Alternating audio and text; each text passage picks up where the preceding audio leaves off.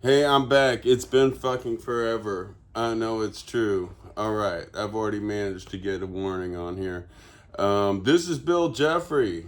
He's offered to do the goddamn show with me. If you've seen the last couple episodes, you'll know that I can't talk to myself. I need someone to talk to, and Bill has worked at a record store the whole time I've known him, which is since 1993. How long you worked at Waterloo? Since '89. Oh, holy shit. And I don't know if that's a brag.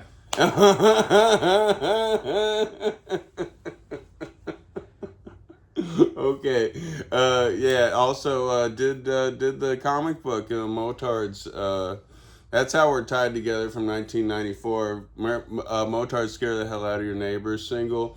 Bill drew the comic book and wrote it along with John Wilson from the band, and played in Stratford and had a bunch of his own bands. The Bill Jeffries. You have any gigs coming up?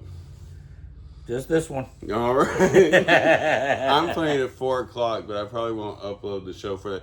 Yardwork's currently playing a string of matinees in Austin every Saturday afternoon, which I couldn't enjoy anymore. I could play every Saturday at 4. So today, I'm getting ready for one with the Uguay and Life Skills Department. Steve Marsh from Miracle Room and what was Steve's original band? Terminal Mind.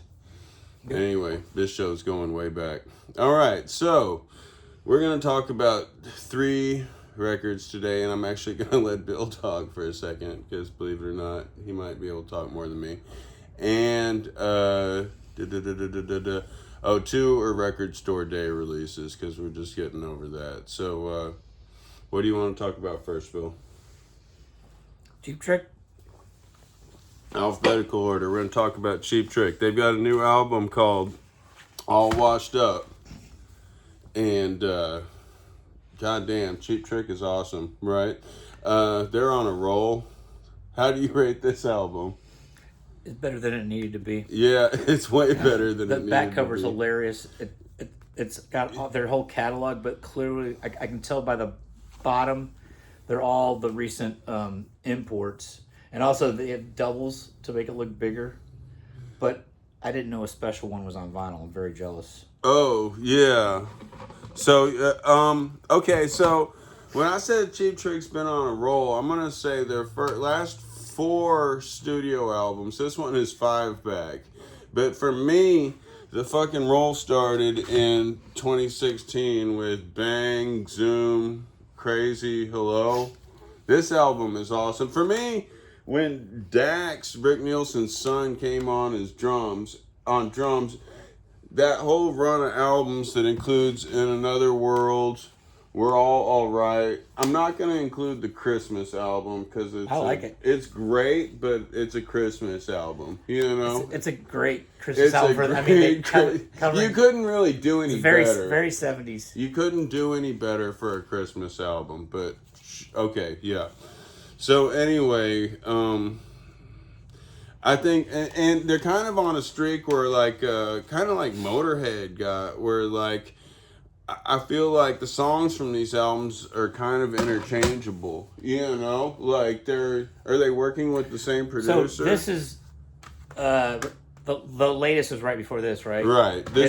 Okay. Would you include the latest on the streak? You think it's I great? think it's amazing, but it's a catch-22 because the outside writer and that, but he clearly was a fan. I forgot his name, but the latest is one of my favorites. Really? And it's the last Bunny Carlos. Yeah. Yeah. But I love no. You know what's some cool trivia? What I want to hear from you is Uh-huh. do you like woke up with a monster? I can't get with that main song. Every time I've seen him do that song live, it's like that era of Cheap Trick. What's it called? It's right after Busted. It's after Busted. Oh man, that Can't Stop Falling in Love. I feel like everyone in Cheap Trick could give a class on songwriting, and they were forcing other songs from other songwriters on the band at that point. You know. That's an interesting period too because that and the Busted and the one before the monster hit. Lap of Luxury. Like, there are a lot of these are outside writers. Yeah. You know, Aerosmith's doing the same thing. Right. But Heart. but in the meantime, they're still writing originals, and they're all on these soundtracks, Oh. which is later called, like when the Japanese deluxe versions of these that add the soundtrack songs on the album that they're putting out at the same time. Oh. So yeah, there's a lot of them, and they're good. And actually, there's a record store day of it that has all that collected. I couldn't find my copy of a CD of We're All Right to show, but I got the bonus one, and they have like a Move cover, and all the bonus tracks are kind of awesome, you know? Yeah. Now, the frustrating thing for me, and Cheap Trick just kills it live all the time, is they have so many albums. At this point, if you go see them, you will hear one song from this album. You know which one it is? I mean, it's the Stones model. Yeah, well, I mean, Right? okay, so did you, what number album is this? Like 20? Oh, I don't know. Yeah, okay. So, Definitely in the 20s. yeah, right. But I'm going to say 26 without Googling it. yeah. But that's okay, Bob Dylan, Motorhead, towards the end, like, you know, once you have like 20 albums, like, I'm a big fan of Napalm Death, but like, oh my God, you'd be lucky if you hear 3 songs off the new album, you know, because they've got such a huge back catalog, and people want to hear the ones. Well, I mean, you go see Paul McCartney, there's some killer records he did in the 90s and early aughties that you'll never see, because he has to do the classics, he has to do Beatles, and he has to do some from his latest record. Yeah. He's not going to do a Chaos and Creation song. Yeah. or, Yeah. Or, you know, Flaming Pie songs. Yeah. Okay, so, right. Well, so this album, did you have any favorite tracks? I'm sorry, I should have this on vinyl. I can't even read the song titles here. I can tell you, I actually like every song on this album. Yeah. Uh-huh. All Washed Up. There's a faux pas about having a song that's the same title of the album. It's because it makes you focus on the song, like that's the big deal. Yeah, uh-huh. And people still do it. But having said that, I mean, it sounds like the opening track to the Stones' Voodoo Lounge. Oh. No, second track, You Got Me Rockin'. Is that the opening track, All Washed Up? Oh, no. All Washed Up's the first track, right? Yeah, All Washed Up. It sounds like the Stones' Voodoo Lounge second song. Yeah. I almost said, they open, but they don't open it. I look back at it, but You Got Me Rockin'. I kept thinking of that. Uh-huh. So I think there's 2 types of later Cheap Trick stuff. They still, you know, they want, some of it's a little forced rock, but you want the melody. And Yeah. this is one of those, like, after, you know, 3 or 4 listens, like, okay, I get it, I love it, you know. When I first hear it, it was like, this is kind of boring. Yeah. But uh-huh. but I love the whole thing now.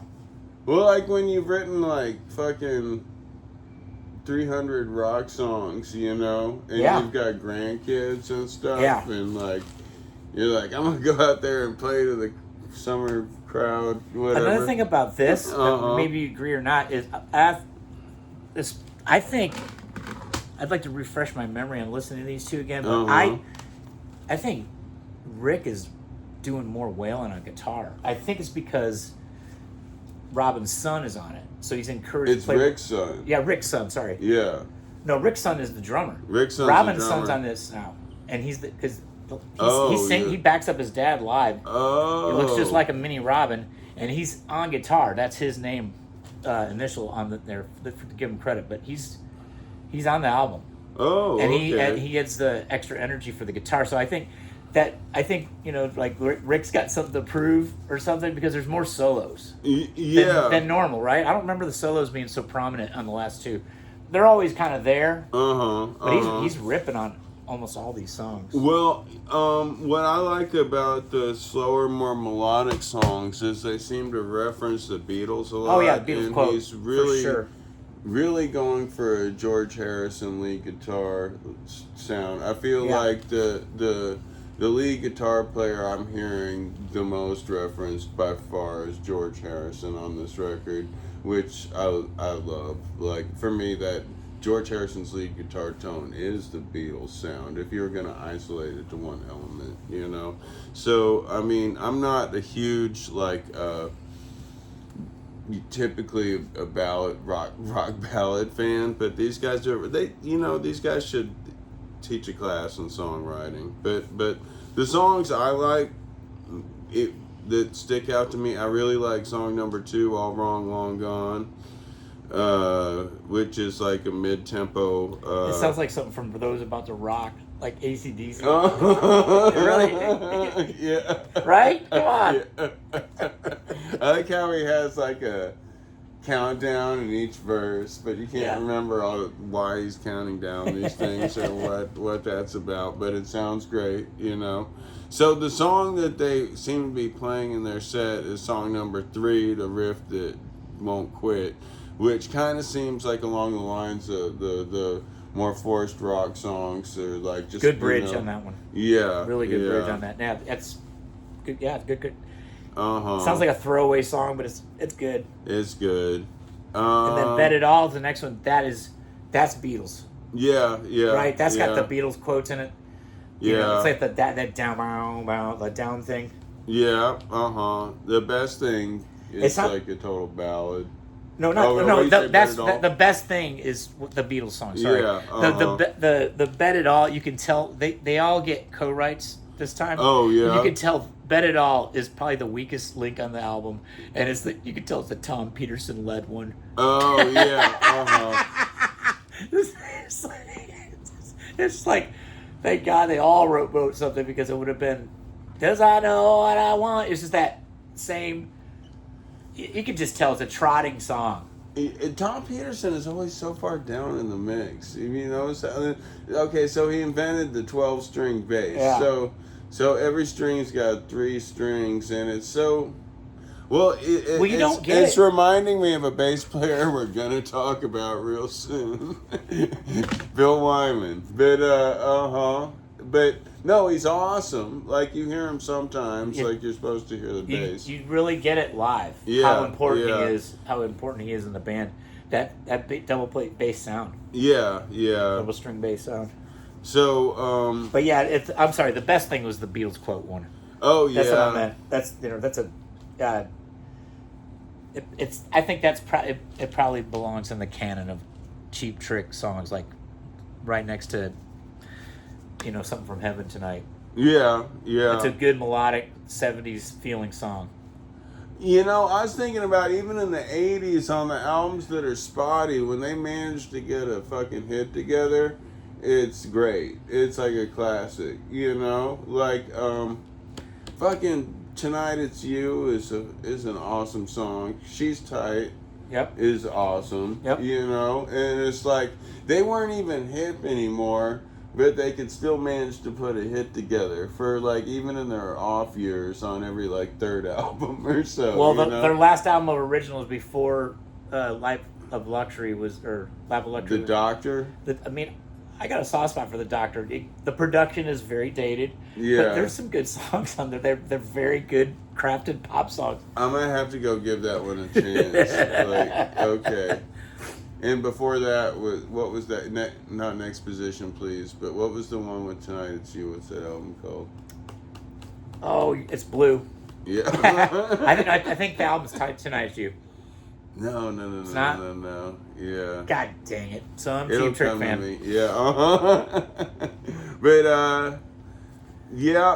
let me see. I also really like the last song has kind of got a Beatles sound to it. The Wig Wham Bang. Oh yeah, it's got the Lennon pounding piano bump bump. It's got like an oboe in it, and it's got like. And Robin always sounds like Lennon, but this is more McCartney.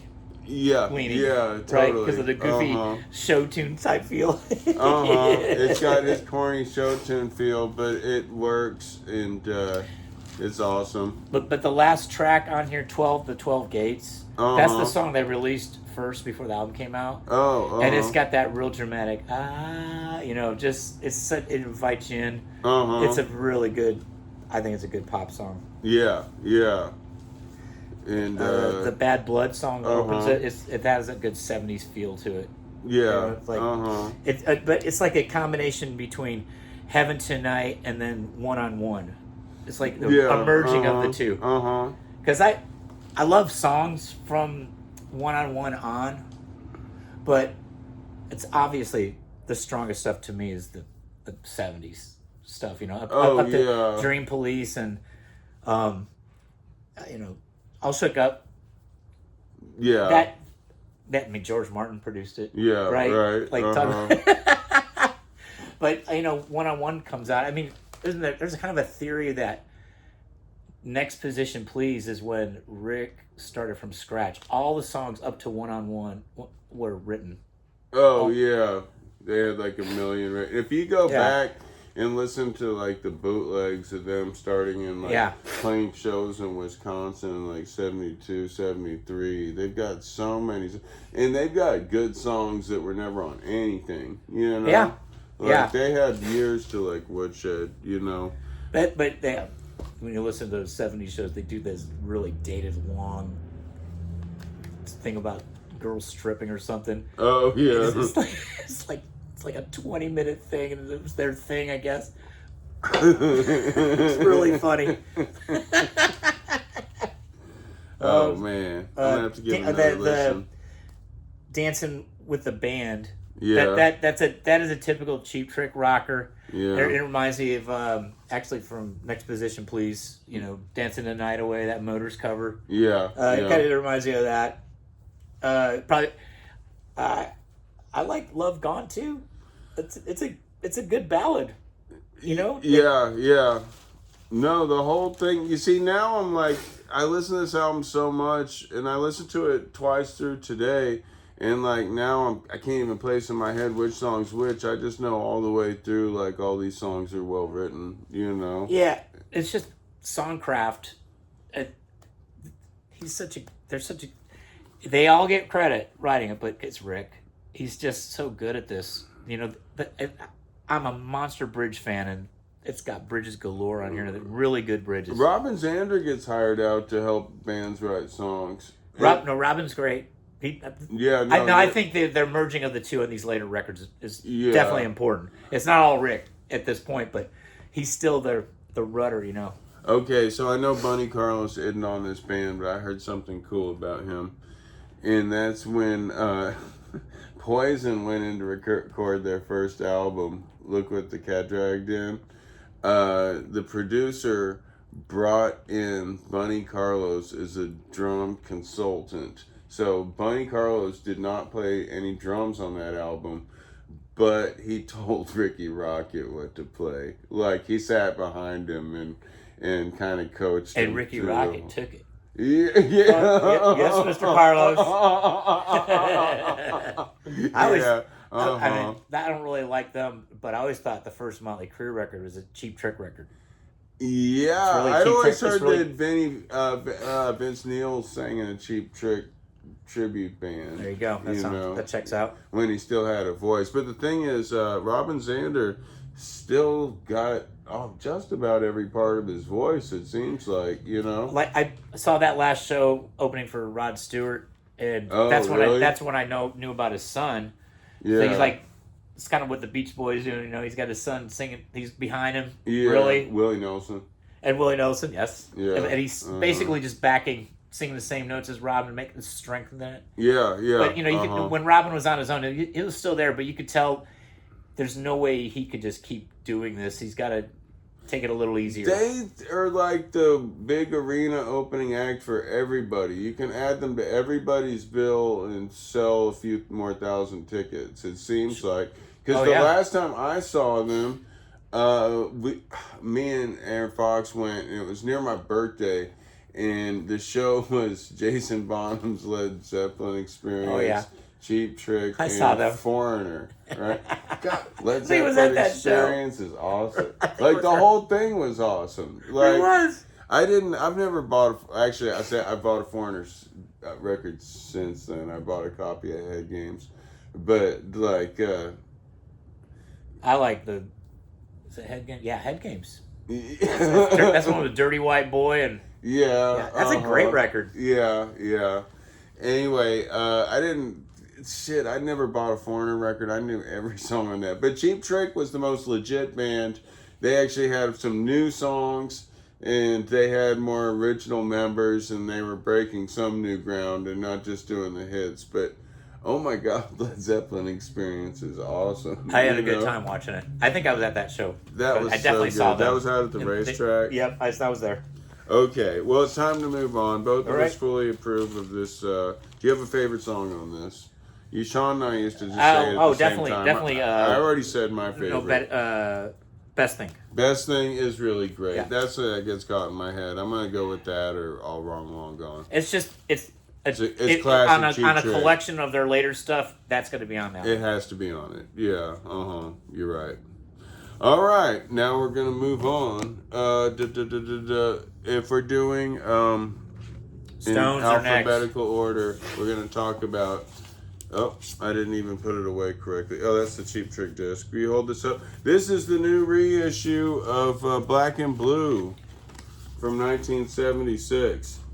And this must be one of the coolest looking Rolling Stones covers. It really is a great cover. I mean, What is Keith saying to him? Is he burping? like, where's the dope? Mick couldn't be bothered. Like, let's get going. So they took the picture down in Florida. So. You know, Ronnie looks like the most unnatural. Like, he's just so posing. Charlie looks good. Bill looks good. I'm pretty sure when they shot the picture, Ron Wood was still like officially a temporary or just a live band member. It's you know, infamously known as the Guitar Tryouts album. Yeah. So, they have a few different guitar players on here, and that's why I like. Anyway, this whole album. This reissue has caused me to reappraise this album because usually this is a Rolling Stones album where when people rank the Stones albums, this one's usually around 21st, 22nd. No, it's always been, up until, I don't know, Bridges to Babylon. This is always the one that old school Stone people like, that's their weakest one. Because it's an album of jams. Beside Everyone Loves Memory Hotel. Yeah. Right? That's a really good song, though. Yeah. And especially, it's like the one, there's two really good melodic songs on this. Yeah. Memory Hotel and Fool to Cry. Fool to Cry. But the other songs are just jams, but that I don't mind it. I like the jams. This is a good Stones album to listen to while you're reading or something. I agree. I like it. So here's the thing. So Hot Stuff was kind of the only song that was really a hit was Fool to Cry. But when you get I remember Hot Stuff on the radio. Yeah, but Hot Stuff makes it on the comps and stuff like that. So they were trying out a few different guitar players at this time, and 3 different guitar players made it on the album who weren't in the band yet, who were trying out. And Ron Wood, who made it in the band, and there's 2 American guitar players, and there's Harvey Mandel and no, it's not this Robert A. Johnson guy. There's another guy. Okay, so Harvey Mandel. I know it is. Harvey Mandel played with Canned Heat. He's an American dude with a beard. He would have never fit in with them, like, appearance-wise. Yeah. And he looked like he was in Canned Heat, but he plays the lead guitar. Wayne Perkins. Wayne Perkins. Okay, thank you. You saved me on that one. Okay, so Harvey Mandel was in Canned Heat. He plays the lead guitar on Hot Stuff, right? And he plays the electric guitar on Memory Motel. So fucking Keith Richards did not play guitar on Memory Motel. The 2 guitars are Wayne Perkins and homeboy here, Harvey Mandel. Wayne Perkins plays the acoustic. Harvey Mandel. So everyone's on that song. Harvey Mandel plays the. Wayne Perkins plays the acoustic. Harvey Mandel plays the electric, and then Billy Preston's on keyboard. Ron Wood does backup vocals on the song along with Keith Richards. But Keith Richards Yeah, Billy sings. Preston's all over this. This is totally the era where Billy Preston was in the band, and he's on Yeah. nearly every song here. It seems like. My one critique on Memory Hotel is that it could have used some trimming. They love that chorus so much. Yeah. If they did it less, it would have been a stronger song. It's great. What- It's What's the song undeniable. at the end of Sticky Fingers? It reminds me of that. The not Sister Morphine, but the long ballad, the 10-minute long ballad. Anyway, it goes along the lines my of God. that. I'm some sorry. Stones fan we are. Yeah. Well, So that Cherry O Baby though. yeah. I say this a lot. It's a parallel thinking of everyone in the '70s dabbling in reggae, right? I mean, think about it. It's like Eric Clapton. I Shot the Sheriff around the same time. Yeah. Paul Simon, Mother and Child Reunion. Oh. Rush, Spirit of the Radio. The bridge in the middle. Okay, but that Blondie. was a little. It's later. It's later. It's later because that was more like the Police wave of getting into And reggae. the Clash. You know, And the like Clash. yeah. Yeah. Uh-huh. Yeah, I know, Like, but a lot there of- are there's Yeah. like Robert Palmer he infamously gets credited for Pressure Drop is kind of Yeah. starting that, like Elvis Costello watching The Detectives, Yeah. right? They're all uh-huh. of them were into this reggae. Well, that's the thing. What Pretenders? Don't they got on the first album? Oh yeah. Right? Yeah, there's a lot of that. Well, the other guitar player you mentioned had played on as a session dude, and he had played on Bob Marley, and I mean, Keith was really into. I mean, Yeah. this is the beginning of their label when they put out the Peter Tosh record. oh yeah, on their label. So, and also Jeff Beck was around, and We so talk about apparently, extra tracks. yeah, okay. So there's this extra disc, which is awesome. It's mostly even more jamming, but there's 2 songs at the beginning. I Love a Lady, which is almost all the way written, and then And it could easily have been on Emotional Rescue. yeah, totally. And this album, to be They're honest. getting into disco and reggae here, Yeah. and they're jamming a lot. But And that's same. That's That's a this- Sylvester disco song. But it's got. Oh, it is. Yeah. Because that chorus is that Dancing in the Street chorus is really funny. Oh yeah, that song was a hit on its own in 1970. Like that was a current hit when they recorded this. You know. The rest of it is, I just put it this way: it's great instrumental background music to read to, and it reminds me of, say, the last album on All Things Must Pass, where they're all just jamming. It reminds me of any number of Jimi Hendrix CD box sets I have where the Jimmy's jamming with people, but everyone's spectacular, so I can listen to it just as a like. At Okay, first, I didn't like Beck's playing with him. I think Yeah. I read later he was bored. They're doing 3 chords. And Yeah. Like they didn't leave it. We're not interested. He said, "Fuck this." He's the one that he quit them. well, they didn't tell him It might have he been was mutual. auditioning. Yeah, Yeah. They weren't telling these people. They asked a variety of people. Where does it? Eric Clapton was around a little bit, but I don't think he really auditioned. I mean, what a sweet spot! Everyone wanted it, but eventually, word is that Keith Richards, Steve Marriott tried out. Steve Marriott tried out. And Yeah. he was Peter Frampton. I read the Steve Marriott book, and they were Uh-huh. like, someone said, "Okay, Keith said this. Whatever you do, don't out Mick." Oh yeah, Of course, Steve Marriott. He's great playing great on guitar, but then he starts going crazy singing. Mick's Oh like, yeah, you're out. Yeah, totally, So totally. funny. Well, so this album they were recording it in Germany originally at Musicland Studios, and Yeah. they were supposed to have it out in time for the '75 tour, and it was not ready yet. And they wound up putting the unnecessary compilation record out, Made in the Shade, Yep. to go tour in the U.S. Yep. And then they did this record. They got it out Which in Hot spring Stuff of is on? '76. And hot stuff on Made in the Shade. No, because this is the album simultaneously put out. Heartbreakers on it. Okay, yeah. Yeah. Yeah, that's right. This is After Goat's Head Soup. It's probably No, has- no. It's only rock and roll. All Rock and Roll is right before this. Yeah. Yeah. Anyway, then they did the U.S. tour, and then they came back and finished the album, and then did a European tour where they played more songs off this. And they had Billy Preston with them on both tours, and the percussionist Ollie E. Brown. I just reject the idea that people call this the lazy record. It is song structure wise, they're jams.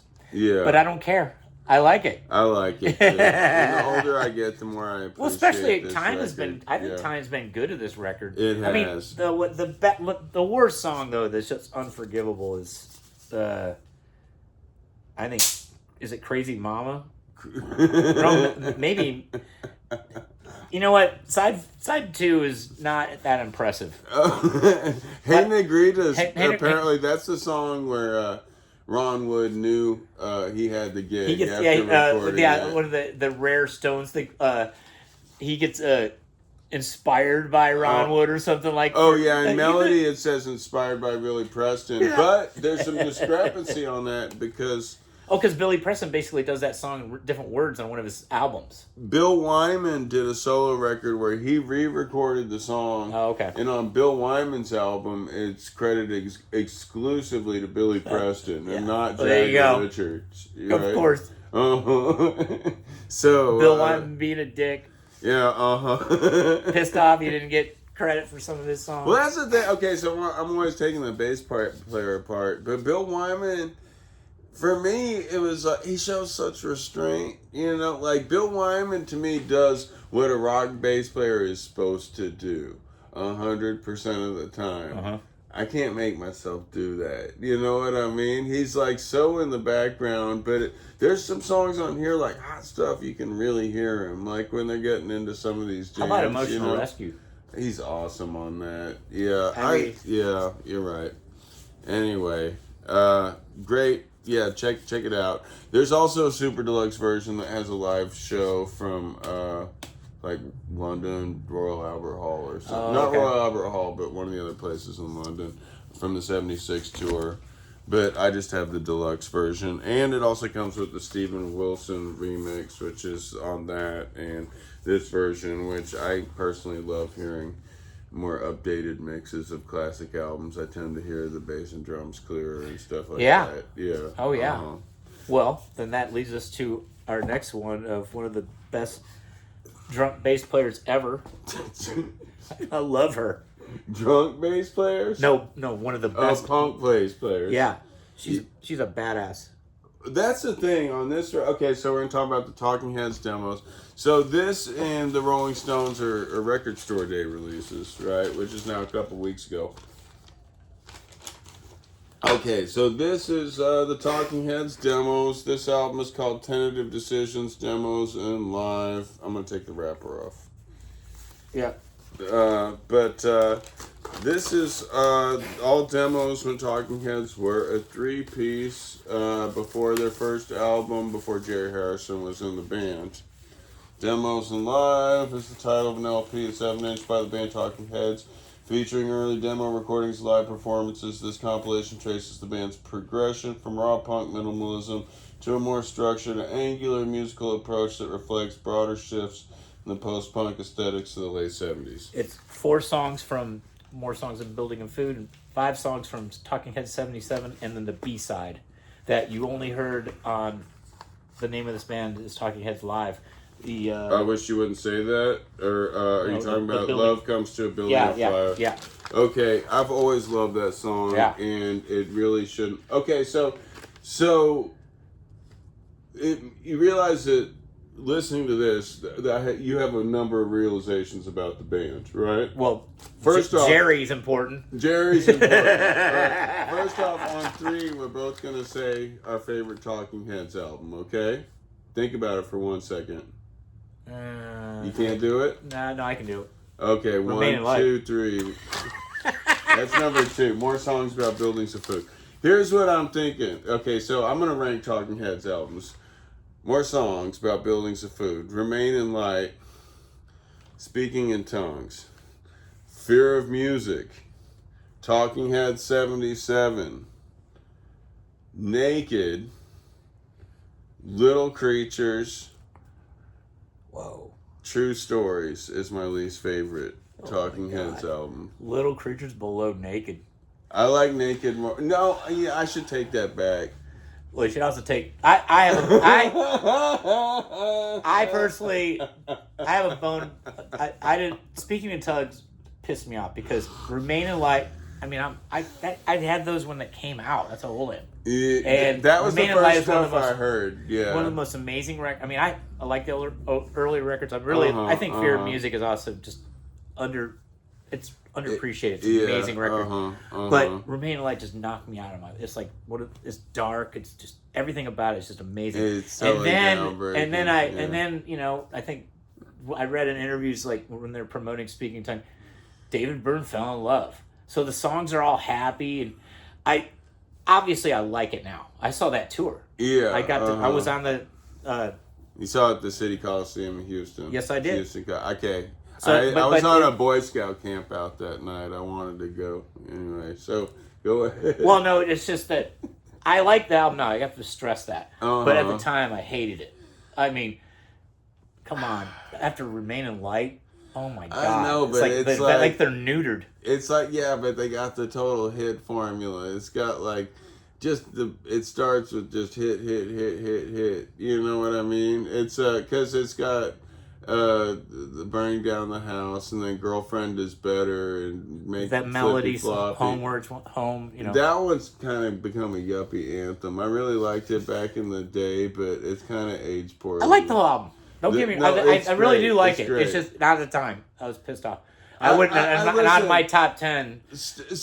Little Creatures. I know most people like that one a whole lot better than me, but that really. They're a band again. They're a 4-piece band again. That they're back to building and food era with Little Creatures. But of course they're older now, so it isn't effective. But yeah, okay, you're right. Okay, so here's what I'm saying on this one. More Songs and Buildings of Food is so much better than Talking Head 77, right? Who produced Talking Head 77? John Bon Jovi's uncle. Yes. Tony Bon Not a bad job. Jovi, right? It's not a bad. But okay, I feel like this. They obviously had all the songs for both albums before they recorded Talking Head 77, right? Yeah. Okay. It reminds me of Judas Priest, right? Like, they had all the songs for their first album, Rock-A-Rolla, and Sad Wings of Destiny before they recorded the first album. But somehow it seems like all the great songs are on the second album. I feel like the producer of the first album that they didn't work with again in both cases wasn't hearing what was really good about this band. You know, wasn't picking the A material. Was picking the B material. No, yeah, definitely. Even though Talking Head 77 has Psycho Killer, you know, but well, it also has Tentative Decisions. Yeah, no, it's got good songs on it, but oh my God. He left Warning Sign off. He left I'm Not in Love, Thank You for Sending Me an Angel. But I'm glad. Okay, so here's what we're learning from this album. Fucking Jerry Harrison is fucking musical muscle, right? Like, absolutely. But as a bass player, if you want to hear what Tina Weymouth actually played on these songs, listen to this. Yeah, she was totally holding it together at this point for the whole band. They're young. And they're hearing sounds in their mind, but they're a 3-piece. You can hear the frustration. Yeah. It's like, but not necessarily like the survival, like this, the intensity and inventiveness. Like David's playing is he's trying to make up all this. He's trying to play a keyboard and a rhythm guitar and lead guitar at the same time in his head, right? Yeah. And then Tina's laying it down. She's awesome. Yeah, I mean she's solid in this. But I had fun listening to this, and then right after that, played the studio album just to see what Jerry was playing. And my favorite, full disclosure, I just did for Thanksgiving. I did karaoke at Hotel Vegas, and I sang "Thank You for Sending Me an Angel." Oh yeah, it was a showstopper. Oh, that's awesome. But what makes that song? I mean, first this version of it is like you can hear in his head. He's all excited. The song's there. Yeah. But you really want that piano. Yeah. It really just it just makes that song. I mean, oh God. I feel like in a lot of ways, like I mean, they hooked up with Brian Eno for more songs about buildings or food, but I really love his production on that album because he didn't like. That's not the first thing you think when you hear that album. Is like, this is Brian Eno. Like it's like No, you're right. It's like totally sounds like a band playing live in a room, but there's like Well, like the Devo record. oh, sounds awesome. Right. More yeah, right along the lines of Are We Not Men. Yeah. Which Eno paid for that. Like he paid to take them to Bowie. Even though Eno was the chump prize, right? Because Bowie paid for it. He Yeah, took him to yeah. Eno's studio. Yeah, Bowie was supposed to produce Bowie it. paid He for couldn't be it. bothered, and so I have this guy Yeah. Eno do it. Uh-huh. That's literally what I read. Like Bowie was supposed to do it. You know what's another thing that's cool about Eno is here's a book I don't recommend, Anthony Kiedis' book, but anyway, there was a point in his book where he was like, it was time to do our 10th album, and we needed to find a producer, so we contacted Brian Eno for the 10th time, and he turned us down with an even shorter letter than the previous 9 times. You know, like, you know how much money's involved with that? But I guess he's got a ton, you know. But Speaking of books, I do not recommend Oh, yeah. Chris Francis' book. oh It- yeah, I mean, unless it to me that book in the end is like, please don't divorce me, Tina, because all he talks about is how much he loves her. oh yeah. Throughout it, and you know, complaining about David. Okay, It- I'm gonna get sidetracked on some rock books I really don't recommend. You can have my. Okay. You can have my. With, Here's with one love. that everyone. Okay. Oh, first off, before I go off Oh, on yeah, that, yeah. there's a single that comes with this that's got the earliest versions of Warning Sign and Psycho Killer. And what's the bass player's name? David Anderson. Oh. Yeah, I feel sorry for David Anderson and the first band they were called the Artistics, Yeah. because his version of Psycho Killer, he's not dominating it. Yeah. Right? Uh-huh. You know, it's like, it's like that's why they get the co-write because David was fine. He obviously brought the song to them. Yeah. But uh-huh. it didn't come alive until Tina. Yeah. Right. She's. You, And that's you really the appreciate her one on rare this, yeah. co-write with David's ego, Yeah. rightfully uh-huh, earned, but right. still, he's the only one that's a co-write besides Uh-huh. Warning Sign. That's one of my Warning Sign- favorite yeah. bass lines. So yes, Happy Day sounds awesome. I love Artists Only. Love Goes to a Building on Fire is awesome. I wish you wouldn't say that. You probably can't get that anywhere else. All right, now you got me. I'm going to talk about some books I hated because we've been talking for 42 minutes now. But you know who everyone loved, and I thought this is the worst book ever, was Kim Gordon from Sonic Youth. Did you read her book? I did. What did you think? I think Thurston was very lucky her book came out first because even though he was the dumbass and asshole in this, the Yeah. midlife crisis guy, Uh-huh. he comes off like he doesn't say a bad thing about Kim. Yeah, uh-huh. Nothing but praise. Yeah. He's but Kim naturally is pissed. I've heard this said that it's wrong for me to say she wrote it too soon. Some people think I can see that. yeah, no, she absolutely should have wrote it right then. Right, but I think right. I think like if she wrote it now, would there still be some bitter stuff said? Maybe? It wouldn't be nearly as bitter. It wouldn't be nearly as bitter. Yeah. Here's what bummed me out about the book is I wanted her to be as consumed by the music as I am. So I can tell you the spot where I quit reading the book is she's like, in 1984 we went on a 5-week tour of Europe with the birthday party. It was cool because Thurston and I got to have dinner with such and such artist in Prague. And then move on, you know? And I'm just like, I'd read a whole book about the fucking 6 weeks with the birthday party and every show and what. Well, they it's kind of put- typical of a rock bio where she spends almost the first half on the beginning, which is Yeah, how uh-huh, they and how much before internet, how much suck ups they were like trying meeting the writers, meeting Yeah, people, uh-huh. magazines like, oh man, they're calculated. Oh, yeah. I thought that was fascinating, but yeah, once she starts getting the later albums is skip, skip, skip. So They're not even like they're touring Evol at that point. Another book, Bob Mould's book, right? I read that one He's too. just not as consumed with like the music going on. Like, Yeah, it's a bitch okay, fest. so Kim Gordon's book is largely about her divorce from Thurston.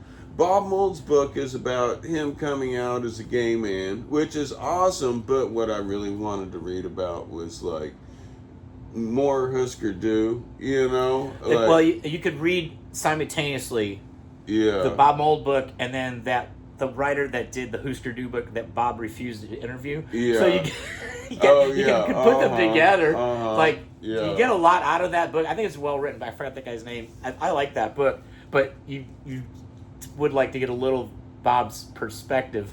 And my favorite thing in both books was Greg doesn't get any respect. I met him like a year ago or so, 2 years ago. Such a nice guy. Oh yeah. Yeah. I think Bob. I don't know if you remember, but Bob just so has no respect for him. Like because he didn't think Greg added to it.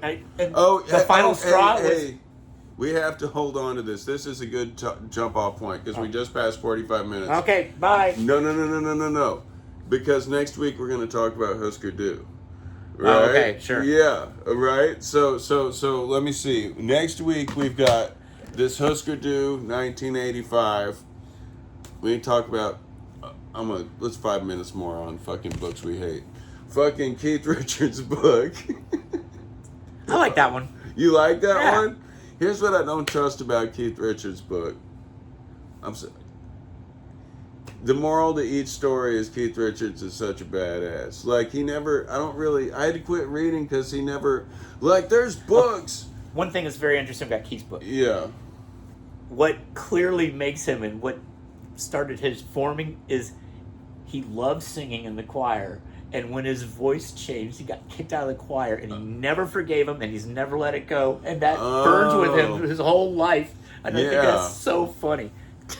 In Lemmy's book, he's still pissed about getting kicked out of Hawkwind. Yes. Like, you'll never, like, insurmountable. Kind of like Dave Mustaine and Metallica. But the thing is, Motorhead was way bigger than Hawkwind, you know?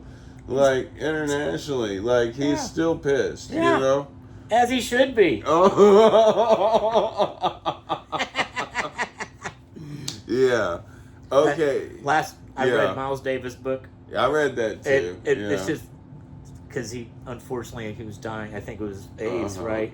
And so I think there's a chapter where he wants to prove he wasn't gay. It's a whole chapter about him describing women. Oh yeah. I'm not gonna do any quotes from it, but it's like. Okay, I read 2 books that are good in the last few months that are bands that I really wasn't listening to. And the book I read this week that I read most of is a book by Ben Fong Torres about Little Feat and Lowell George. And it's a very well-written book, and they have a very interesting story. There's plenty of bands I don't listen to that have fascinating stories. Top of the list, probably Grateful Dead. Ask me what my favorite bio is. What's your favorite rock bio? Kazi's autobiography. Cozy Powell? Cozy Tutti Frutti. Oh, that one is so good. It's my top, hands down my favorite book. Okay, that one is. I can't recommend that one anymore. I love that book. Yes, that she is an inspiring dude. There was no model for doing what Throbbing Gristle did. You know, Absolutely. Like, oh my God, yeah, no, that book is great. I'm with you on that one. Oh, so I read the Little Feat book, which is fascinating, and I read the Chris Wood from Traffic. He was the saxophone player and the flutist in Traffic. Good. And he was like 1 degree from everybody and really burned it out early, you know.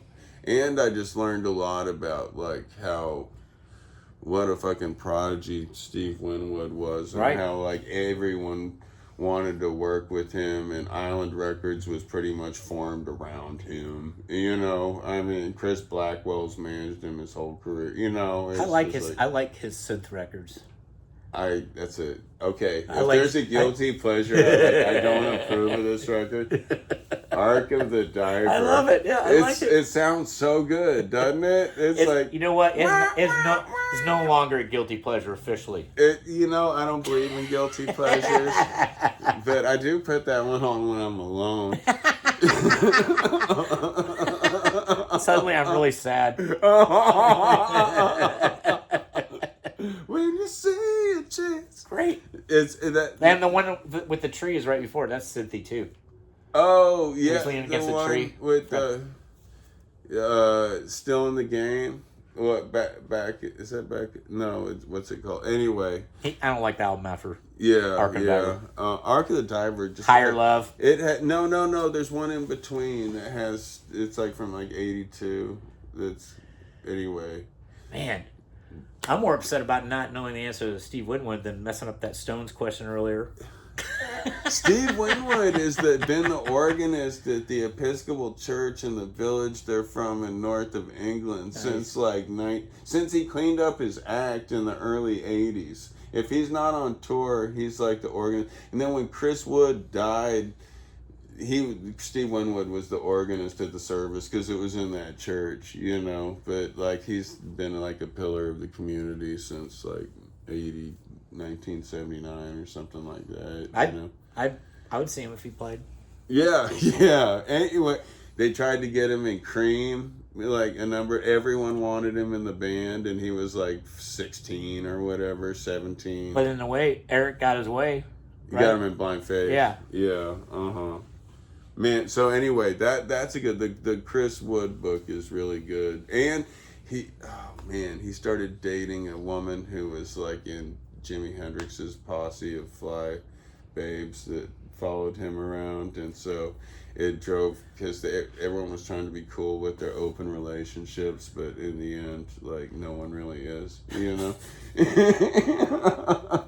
it just crushed him, like.